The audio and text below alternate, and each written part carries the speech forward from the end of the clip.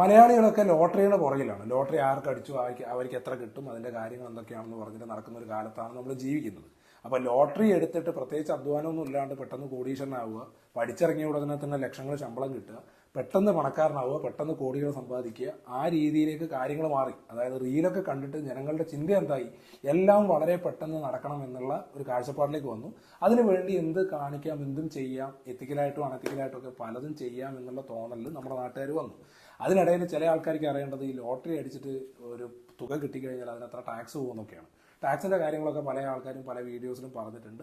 30% tax, പിന്നെ അതിന്റെ surcharge, പിന്നെ അതിന്റെ മുകളിലുള്ള സെസ് എല്ലാം കഴിച്ചൊരു തുകയാണ് അയാൾക്ക് കിട്ടുക. ഒരു 14 കോടിക്ക് താഴെയുള്ള എമൗണ്ടാണ് നോർമൽ കേസിൽ അയാൾക്ക് കിട്ടുക. അടുത്ത ചോദ്യം ജനങ്ങൾക്ക് അറിയേണ്ടത്, ഈ തുകക്ക് ഓൾറെഡി കിട്ടിയ ടാക്സ് ഒക്കെ കഴിഞ്ഞ് കിട്ടുന്ന തുകക്ക് പിന്നെയും അയാൾ അടുത്ത വർഷം ടാക്സ് അടക്കണമെന്നുള്ളതാണ്. അപ്പൊ അടുത്ത വർഷം ടാക്സ് അടക്കണോ വേണ്ടയോ എന്ന് ചോദിച്ചാൽ, ഈ തുക കൊണ്ടുപോയിട്ട് അയാൾ ഇൻവെസ്റ്റ് ചെയ്ത് അതിന്റെ മുകളിൽ നിന്ന് എന്തെങ്കിലും വരുമാനം കിട്ടിയാൽ, ഉദാഹരണത്തിന് പറയുകയാണെങ്കിൽ അയാൾ ബാങ്ക് അക്കൗണ്ട് ഇട്ടു, FD ഇട്ടു, അതിൽ നിന്ന് ഇൻട്രസ്റ്റ് കിട്ടി, അതിന് ടാക്സ് അടക്കണം.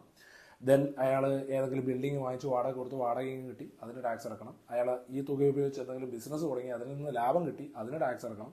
മ്യൂച്വൽ ഫണ്ടിലിട്ടു, അങ്ങനെ ഇതിന്റെ മുകളിൽ റീഇൻവെസ്റ്റ് ചെയ്തിട്ട് പിന്നെ അഡീഷണൽ ആയിട്ട് എന്തെങ്കിലും കിട്ടുന്നുണ്ടെങ്കിൽ അതിന് ഇൻകം ടാക്സ് അടക്കേണ്ടി വരും. അല്ലാതെ ഒരു തവണ ലോട്ടറി അടിച്ചു ആ തുകക്ക് ടാക്സ് അടച്ചു കഴിഞ്ഞാൽ പിന്നെ തൊട്ടടുത്ത വർഷങ്ങളിൽ അതിന്റെ മുകളിൽ എന്തില്ല, ടാക്സ് ഇല്ല, അയാൾക്ക് അഡീഷണൽ കിട്ടുന്ന ഇൻകത്തിനൊഴികെ.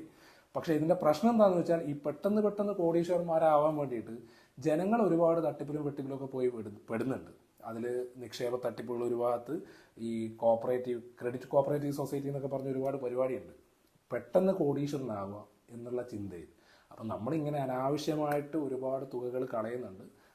നേരായ വഴിക്ക് പോയാലും നമുക്ക് പണം സമ്പാദിക്കാൻ പറ്റുന്ന ഒരുപാട് പദ്ധതികളും നമ്മുടെ നാട്ടിലുണ്ട്. പക്ഷെ അതിനെക്കുറിച്ചൊക്കെ പറയുമ്പോൾ ആൾക്കാർക്ക് അത് അത്ര അട്രാക്റ്റീവ് അല്ല.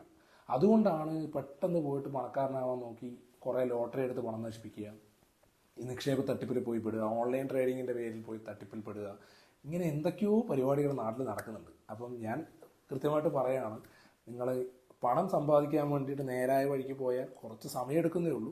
സമാധാനത്തിൽ പണമൊക്കെ ഉണ്ടാക്കി അടിച്ചുപൊളിച്ച് ജീവിക്കാനൊക്കെ പറ്റും. പക്ഷേ നമ്മൾ ഈ പറഞ്ഞ പെട്ടെന്ന് നടക്കാൻ വേണ്ടിയിട്ട് നമ്മളെ കയ്യിലുള്ള പണം അനാവശ്യമായിട്ട് കളയരുത് എന്നുള്ള കാര്യം മാത്രമേ ഞാൻ പറയുന്നുള്ളൂ. അപ്പോൾ തൊട്ടടുത്ത കാര്യമായിട്ട് അടുത്ത വീഡിയോയിൽ കാണാം. All the best.